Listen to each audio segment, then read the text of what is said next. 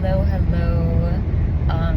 I want to make kind of a 2-for-1 video and talk about two things in one video.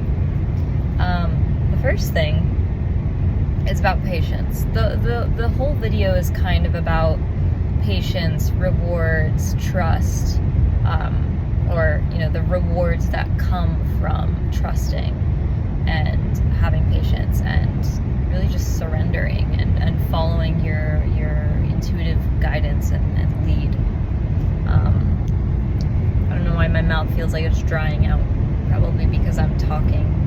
I don't really feel like talking, but I do feel like making a video, if that makes sense. I feel like expressing. So the other day, I went on sorry, I'm just jumping around here, but I went on a hike, and I'm on a solo trip right now, and I'm actually going towards another area to hike. And the place that I hiked yesterday was a 3-mile round trip, and the way down was really, really gentle. And there was like one really insane steep part where it was like almost like climbing up a rock face basically, and the rocks were really, really slick, and there was a cable wire and railings railed into the earth, so I held those for support, and there's no way I could have climbed that with my own body weight and with the shoes I was wearing and everything. So it was that steep. And there are wild boars and mountain lions where I am right now, although they tend to want to avoid people and noise and stuff like that. But the places where the boars hang out, at least from what I've learned, is in thick like brush and like thickets and areas where there's a lot of shade and dense foliage. And oh dear, turkey vultures eating something on the side of the road, and it looked like they were going to fly right into a car. But birds kind of they do that sometimes, where they're like, surprise, I'm not going to fly into your car. But it's like, oh, it just catches your heart for a second, because you're like, oh no, animal, wildlife. Anyway, so the boars. So I was on this hike, and this was my first time hiking alone in an area that was this wild and this long and this really remote. This was a park that took an hour and a half for me to drive to. I'm already in a pretty small town, rural area where I'm staying, and the drive to this park was it was pretty much just rural roads. There was rarely anything that I passed the entire time, aside from the occasional homestead property fence line and like some cows, and there was not much. And so when I got to the park, there was like maybe 4 cars total in the parking lot for the trailhead that I went down. And it was really hot outside. It was 94, but I was feeling good. I had just drank something cold beforehand, and I was prepared with my metal water bottle and my lip balm to clink against the water bottle to make sound to warn any unsuspecting wildlife that I'm right around the corner, because usually they want to avoid noise and people and things like this. So so I went on this hike, and I passed like 1, 2, 3 or 4 couples of people the whole time, so that was reassuring. But there was a point where at the end of the trail, I was really freaking out because I was smelling boar pheromones. It was like an extremely gamey animal smell, and I was like, holy shit. So I was just clanking my bottle, and this was right where they like to hang out, which was by the waterfall that I hiked to. They like to hang out by water in the heat of the day in dense foliage. And it was like right over the horizon of these rock cliffs that I was climbing down that I smelled this strong smell as if it was 3 feet away. So I was just clanking and making noise and clearing my throat and like sighing out loud and just making noise. And nothing was there, because usually you hear them grunting or making sounds. But all of this is to say that that was my closest encounter with the very thing that I was most afraid of. And before I got to the boar smell on the trail, I saw a painted bunting bird. And I made an Instagram post about that. You can follow me on Instagram at Rustic Peach, or just search my name because I'm there. And yeah, it's in the slides, but apparently it's rare to see one of those. It was a male painted bunting, so it had an indigo head, a red chest and belly, indigo wings, a white ring around its neck, and like a chartreuse yellow-green back. And it was the most vibrant bird that I'd ever seen, and I felt so lucky that I got to see it. And I really, really, really felt that that was an omen from God that said, you are gonna be safe and rewarded for walking through these fears that you have in a grounded, logistical kind of way. Like, you have practically addressed these fears. And it's like, it's kind of analogous, I think that's a word, right?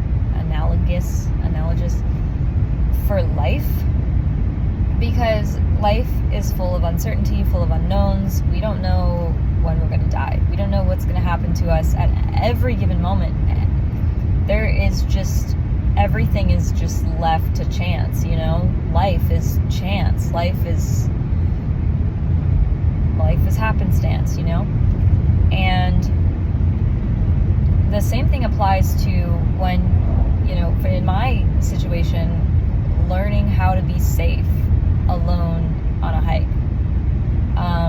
And of course, there's always more that I can do to be safe, like carry bear spray. That's a big one. I haven't gotten that yet because I don't know where to find it. And I think it's illegal in some states. So I wouldn't want to be like caught carrying it with me if I'm gonna get, I don't know, pulled over or something. And just, yeah, it's illegal to have bear spray in some states. So it's like, I'm traveling right now, so I just have to be careful about that. But, you know, I learned about the boars, I learned about the mountain lions, I learned about the conditions, you know, as best I could, and went into this experience applying what I learned to account for my safety as much as possible.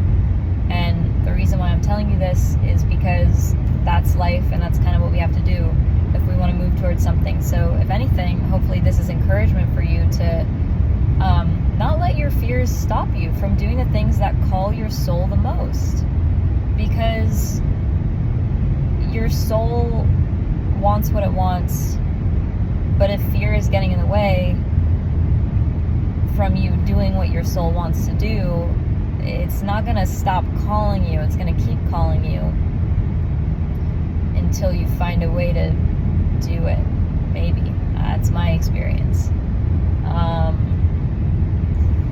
So yeah, I think another message in this story that I wanted to share was trust your instincts, and trust that getting through the moments that are scary or uncomfortable or annoying will reward you when you stay on course, which brings me to my next mini story of this video.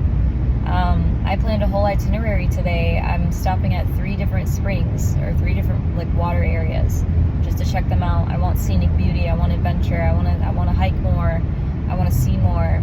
And that was the whole point of me staying where I am right now for as long as I am. I've been here for like a week and a half in this particular area in Texas. Or I will have been here for a week and a half by the time I leave in a few days.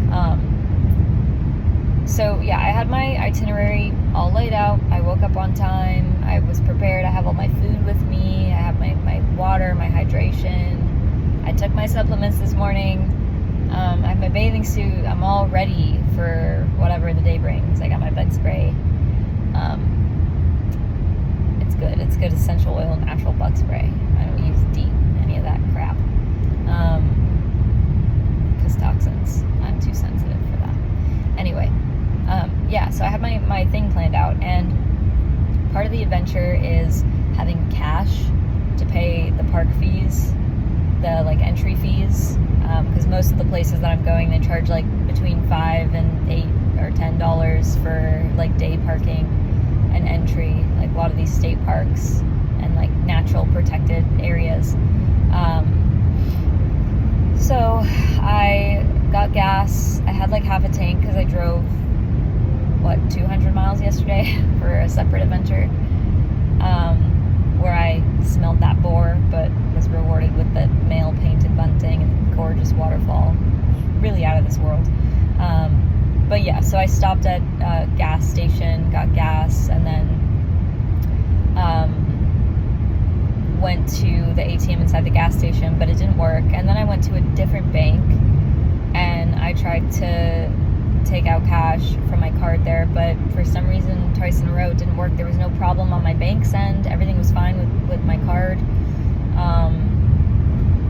And so they were like, this usually doesn't happen, but there's another bank down the road if you want to go there and try. So I did, and thankfully it worked. It was easy breezy.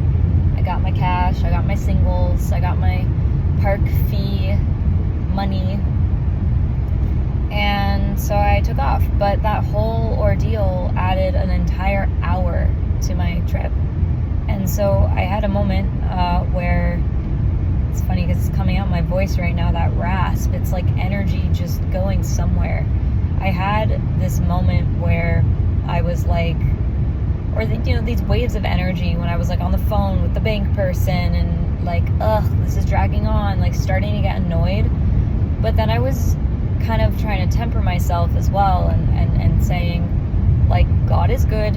How many freaking situations have I been in my life where something didn't work out as planned, or there was a delay and I found out later on, and I just trusted God is going to show me why this was delayed, or maybe I won't see it, but I freaking trust. There could have been so many different reasons in the unseen world, in the spirit realm, why my desires and my plans and my logistics didn't line up with reality.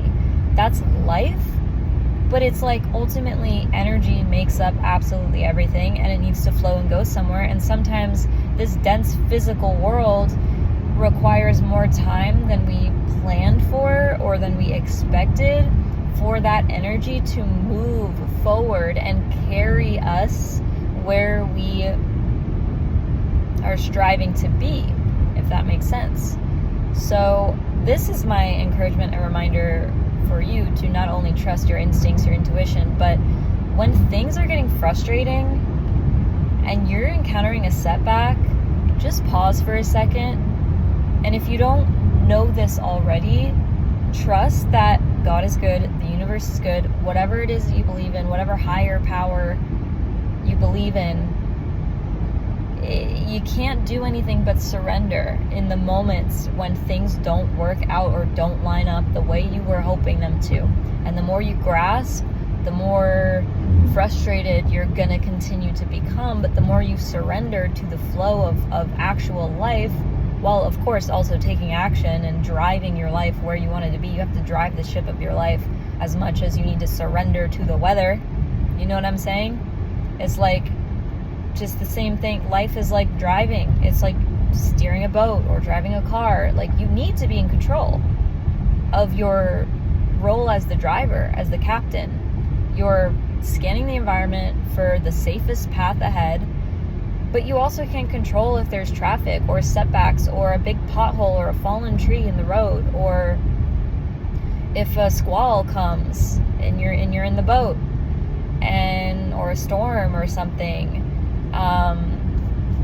or if you're even walking on a path or a trail and it's like flooded out, or it's too slippery, you can't make it, or you don't have enough water, you need to turn back. It's like life is that, you know what I mean? And I don't know who needs to hear this right now, but if you've been frustrated because things aren't panning out, they were not supposed to. It's because they're not supposed to, because the energy is just not, it doesn't have a receptacle to flow through as quickly as maybe you wanted it or hoped that it would. And I'll tell you another example of this. I am here in a location with beautiful, beautiful rivers and waterfalls and swimming holes. But I came here after a time when there was a massive, like, continental weather front that came in, and it was raining torrentially for like days. And it muddied all the water. There are photos on Google of the locations that I have been to with the rivers and the swimming holes and the springs and stuff, but every single one that I've been to in person, the visibility is probably about 2 inches in the water, and even those 2 inches are brown and murky. So the water that was once crystal clear, spring-fed, gorgeous, beautiful, fresh, crisp, flowing water is now muddy. It's brown, and I'm like, oh my god, this sucks. Like, this is so kind of sad, because I would have loved to experience the beauty of the landscapes with crystal clear water instead of muddy water, but that's just the time that I'm in, and it doesn't mean that I'm missing anything. It just means that this is how it is right now, and there are things ahead for me that will be so beautiful. And you know, it's like, this is the flow of my life. I have a general timeline for my adventure, for my road trip. I have a goal to be in certain regions by certain times of the year, and I'm generally following that and enjoying my time, taking my time in the process, and enjoying the beauty on my way there. So it's like, I'm on this route on a vague schedule, and what I want, ultimately, part of that is, yes, natural beauty and stunning natural scenery. But it's like, I haven't landed where home is yet. I haven't found my home. I'm looking for that right now. I'm looking for the environment that I resonate with enough to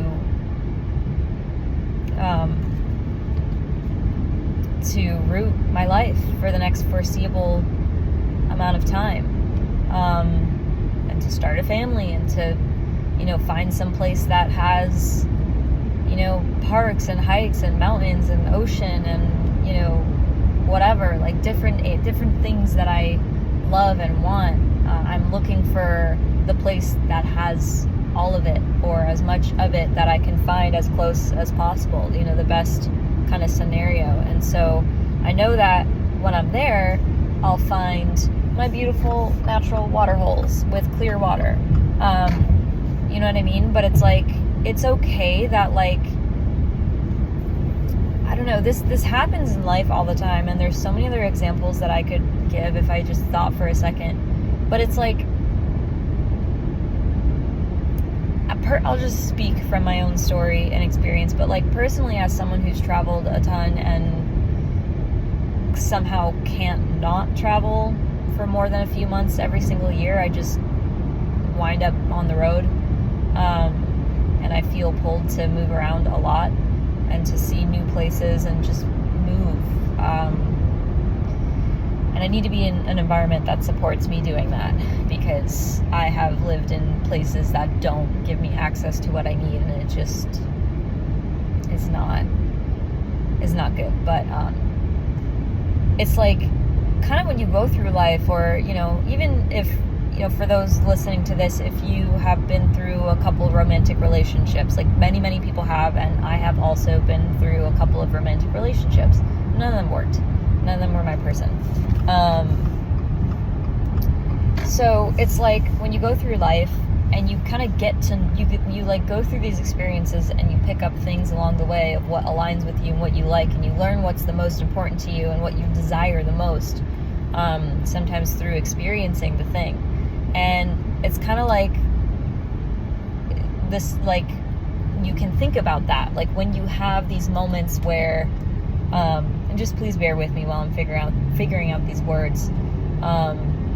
It's like when you have the moments where stuff doesn't line up or doesn't work out And it's like, darn it, I know this about myself, that I love crystal clear water and I really want to enjoy swimming in a natural body of water, but I'm disappointed because it's all muddy. It's like, you know that about yourself. You know that that's what you love, but it doesn't mean that you should will your entire life and your entire trajectory of your soul path around what you want. It means that you should, or, I don't want to prescribe unsolicited advice, but it means that, you can just recognize that, okay, this is something that I like, this is something that I want, and this is something that's not available right here, right now. But it doesn't mean that it won't be available for me in the long run, in the grand scheme of what I'm doing and where I'm going. So it's like,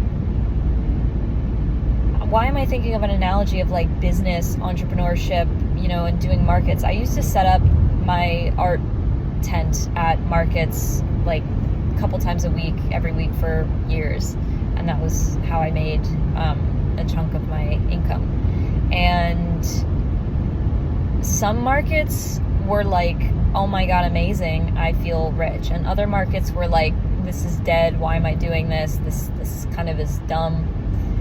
But not dumb, but sometimes I've been to markets where I've given way more than I've gotten back in terms of energy and finances and stuff like that are really, there's no return. But that doesn't mean that I should force or feel like I need to force everybody else to do something different, or that I should do more. It's like, just because life isn't working out the way that you want right now doesn't mean that you need to do more to kind of make it how you want it. You don't need to. You can let go. You can let go, and you can walk towards where you feel called in your soul, and you can trust that what you really want is gonna match up with you easily and effortlessly. Does that make sense? I feel like I have been walking around what I'm trying to say for minutes, just scrambling to find the words, but I think if you get it, you get it. It's like, and the same thing applies too for relationships. I've been in this situation myself, and I see a lot of people go through it, and it kind of breaks my heart, to be honest, but everyone needs to learn and grow at their own rate. But it's like, if you're in a relationship where you want, communication, and they don't communicate, it's like, there are some things that you can't teach a person to do. Life is the thing that needs to teach a person how to communicate. They need to go through certain experiences to become or to refine and bring out these character traits in them that you want. But it's like, why stay in a relationship or in a city or in a work environment or in a natural environment when you know that you want something specific because it lights your soul up, because it feels good for you, because it gives you so much of what you want and what you need, and it brings purpose and fulfillment into your life? Why would you stay in a situation where those most important things to you are just not there? And think about this. Does it seem, just like, ask your heart and your intuition and your soul on this one, because I don't know what your answer is. It could be yes, it could be no, whatever it is for you, it's fine. Does it seem like a better idea to surrender and let go and continue moving forward in search of that thing? Or does it feel like something that you need to stay and will into changing, or to force into changing? And this isn't just about my experience, with the rivers being murky when I was hoping for clear water. This is about surrendering in general, and trust. This is about trust. It's about trusting your intuition and having faith, especially when you're trying to, like earlier today, I was trying to, take cash out of the ATM, and it added freaking 50 minutes to my day. And it was frustrating, but it's like, what am I going to do? Stay frustrated? It's okay to be frustrated, of course. Like, your feelings are valid, but it's like, is that gonna be the thing that I ground myself in, is frustration and like forcing things to change and be different and choosing to stay mad? It's like, no, I can get pissed off I can have my moment, that's human and fine and makes sense, but it just makes more sense to surrender. It makes more sense to surrender. What I'm really trying to say again is just trust. When things aren't working out your way, especially when it feels like everything around you is against you. And I'm not in this phase right now, but I've been there before. So that's why this is so important to me to share with you, for you to really get it and just be reminded, be encouraged that when this stuff is not working out from so many different angles, sometimes you just have to surrender and trust that God did not put that longing in you for no reason. And you need to let go and walk in the dark for a while. It's okay to let go. It's okay. That's what you're being asked to do. If you are longing for something that's not available for you where you are right now, you need to let it go. Because the more that you try to force a situation into fitting when it doesn't fit, you're just going to get further and further. It's almost like a slingshot. The more tension that you create between like the rubber band and the little ball that you sling ahead, the more quickly the ball is going to fling. And it's like, or what's a better analogy? It's like the tighter you hold on, it's like if you're bungee jumping, or if you climb a rock wall and you get to the top of the wall, the longer you cling there before letting go and rappelling down or jumping, it's like the more you are keeping yourself bound in this tense and uncomfortable place where the only thing that exists there is just discomfort and tension and not surrendering. And it's like, then you might ask the question, well, when am I going to be ready? How do I know if I'm ready to surrender? How do I know if I'm ready to jump? And it kind of speaks to what I was talking about earlier today with the hike and preparing for the boars. Like, I had no idea if I was going to encounter what I was going to encounter. This trail was wild and like intimidating, and it was so quiet and isolated out there, and it freaked me out. However, I learned as much as I could and prepared as much as I could to be as safe as possible, and yet there is no controlling what life does. And that's what I'm saying. And my whole trip is kind of a reflection of that. It's like, you need to chase your dreams. You need to do what you want to do, and stop letting fear hold you back. And this doesn't mean jump headfirst into a murky river that's infested with E. coli bacteria because, you like water, but you're averse to the murkiness of it. I'm not saying do something that's dangerous or that challenges you beyond what you're willing or capable of experiencing or accepting. I mean, take it one step at a time and stretch your comfort zone and keep on freaking reaching towards what you dream of. Don't give it up, because it will come. It will come, and I can promise you that. But what fulfills that promise is your continued faith, your continued walk in faith. You need to have integrity with your desires. If all you experience is just wanting something, but you don't do anything to get towards it, then it's for nothing. And it's going to ferment inside of you, and it's going to turn into depression. It's going to turn into stagnancy. So you need to just get started. Like, even if nothing seems like it's working out for you, start where you can. Just start where you can. The tiniest thing counts. Even if all you can do is just breathe and affirm to yourself that even though I feel terrible, even though my life sucks right now, even though this thing is such a setback, I know that I don't want this for no reason, and I believe that I can have it one day. I don't know how, but I'm going to choose to trust it. And when I feel divine inspiration or an opportunity arise that I can take advantage of to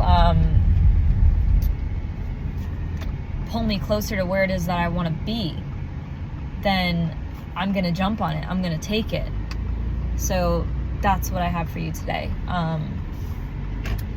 I am hosting an event on Eventbrite coming soon on June 30th to help you cultivate your intuitive abilities and listen to this voice and have faith in yourself. It was especially designed with those in mind who struggle with self-doubt and insecurity and a lack of faith due to emotional manipulation and abuse. And those things are all lies, and I'm going to teach you what I've learned to help recover those things. I also offer tarot, psychic, intuitive readings with or without cards, and I offer one-on-one intuitive support sessions if you're interested in that. So just send me a message, leave a comment, and I'll share more info for that in my upcoming event as well. So that is all. I'm sending you so much love, and I will see you next time, my friends. Enjoy. Trust yourself. Be well.